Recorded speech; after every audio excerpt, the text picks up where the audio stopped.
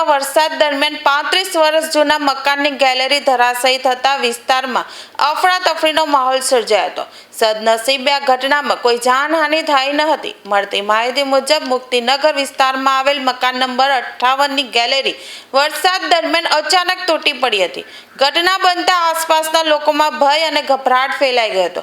સ્થાનિકો તરત જ ઘટના સ્થળે દોડી આવ્યા અને સ્થિતિ પર નજર રાખી હતી।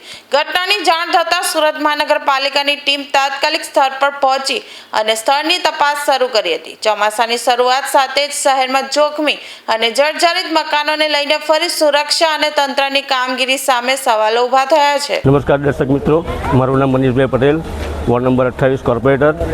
મારા વિસ્તારમાં આવેલી મુક્તિનગર સોસાયટીમાં એક જૂનું મકાન જર્જરિત હોવાથી આ મકાનની ગેલેરી સવારે તૂટી પડવાની જાણ મને થતાં આ વિસ્તારમાં હું તાત્કાલિક પહોંચી ગયો હતો।